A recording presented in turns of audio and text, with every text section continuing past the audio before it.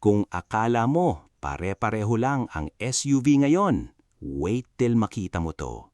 Ito ang 2026 Toyota Fortuner Q, yung SUV na kayang magmukhang executive sa city, pero ready umakyat ng bundok anytime. Hi guys! Another day, another car review na naman tayo. Meron nag-comment po sa ating comment section. Bibigyan ko lang ang ating isang subscriber. I-review ko daw si Fortuner Q 2026. At pag-uusapan natin magkano ang SRP, magkano monthly, at also magkano down payment. Pero bago ang lahat guys, pag-uusapan muna natin ano ang specs ng Fortuner Q 2026. Kaya ano pa natin? Let's go! Hi guys, welcome back sa channel. And today, isa na namang exciting na SUV ang ire-review natin, ang 2026 Toyota Fortuner Q. At alam mo ba kung bakit sobrang daming may gusto dito?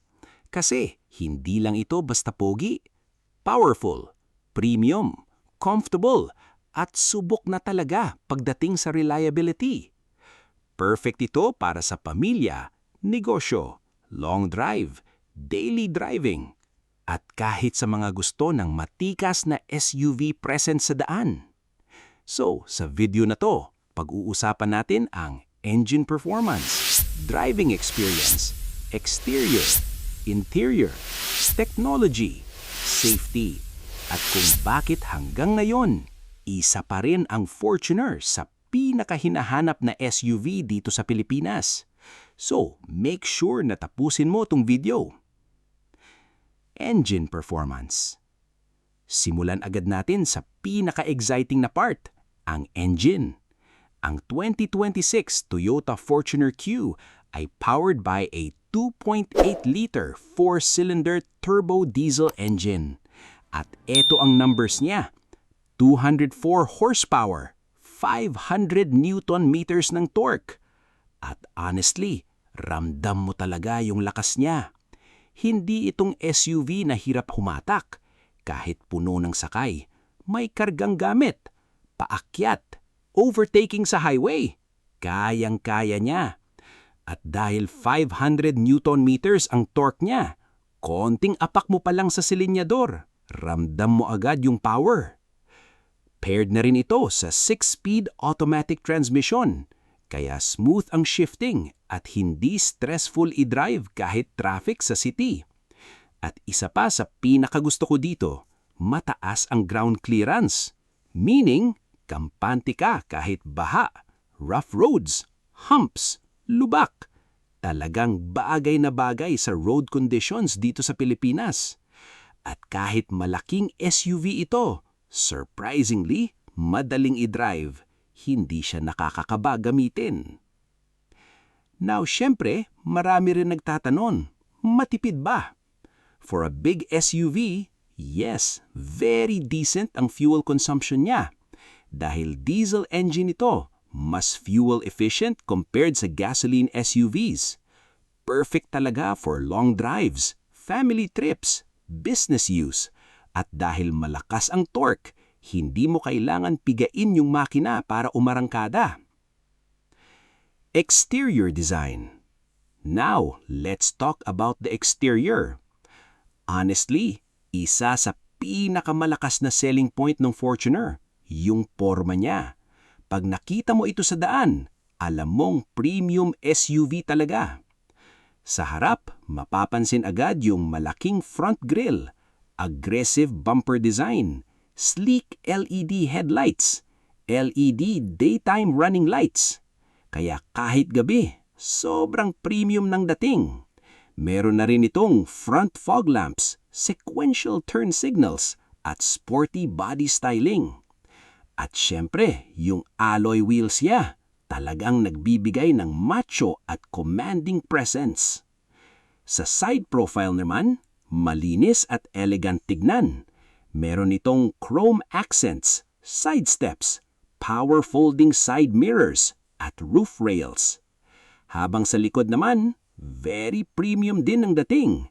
Meron na ring LED tail lamps, rear spoiler, rear parking sensors, at power tailgate depending on variant.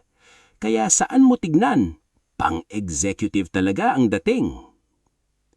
Now, pagdating naman sa driving experience, isa talaga ito sa pinakadahilan kung bakit maraming loyal sa Fortuner. Una, mataas ang seating position, kaya maganda ang visibility mo sa daan. Mas confident kang mag-drive, lalo na sa traffic o provincial roads.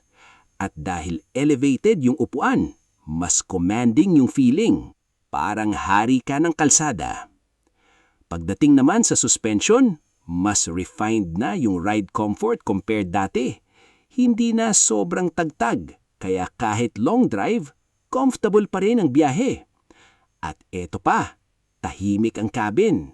Kahit diesel engine siya, minimal yung ingay sa loob, kaya relaxing gamitin kahit everyday. Interior.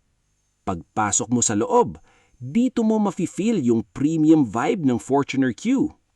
Una mong mapapansin, maluwang talaga siya. Hindi cramped yung cabin.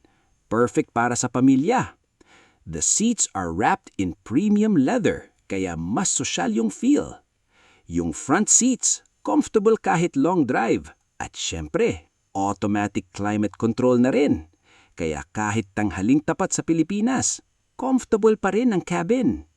Meron na rin itong rear aircon vents, push start button, electronic seat adjustments, soft touch materials.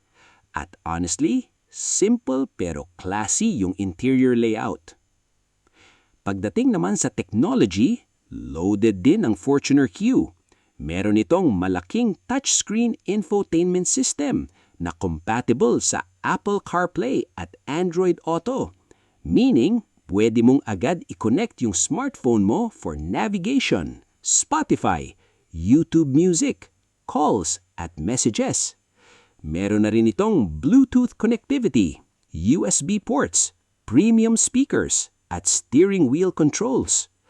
At syempre, very useful din yung reverse camera, parking sensors, at 360-degree camera depending on variant. Kaya mas madaling mag-park kahit malaking SUV. At syempre, 7-seater ito. Perfect para sa malaking pamilya. Yung second row, maluwag. Yung third row naman, okay din for extra passengers. At kapag kailangan mo naman ng malaking cargo space, pwede mong i-fold ang seats. Perfect para sa luggage, negosyo, outing, grocery, o travel. Very practical talaga. Now, syempre, Toyota yan, kaya loaded din sa safety features. Meron itong multiple airbags, ABS, vehicle stability control, hill start assist, traction control, blind spot monitoring, rear cross traffic alert, at depende sa variant, may Toyota Safety Sense na rin. Kaya mas safe at mas confident ang driving experience mo. So, para kanino ba talaga itong 2026 Toyota Fortuner Q? Perfect ito para sa pamilya, business owners, executives, travelers, at sa mga gusto ng reliable at matibay na SUV. Ito yung sasakyan na kahit ilang taon lumipas, mataas pa rin ang resale value at pogi pa rin tignan. So guys, anong masasabi nyo sa 2026 Toyota Fortuner Q? Sulit ba? Or ito na ba yung next dream SUV nyo? Comment down below kung anong favorite feature nyo dito. At syempre, kung bago ka pa lang sa channel, don't forget to like, subscribe, at hit the notification bell para updated ka sa latest car reviews natin. And if gusto nyo naman magpa-quote, mag-enquire, or gusto nyong makita personally ang Toyota Fortuner Q, feel free to contact me. 0926-752-6138. Jerry Rosales, Toyota Manila Bay. And I'll see you sa next video.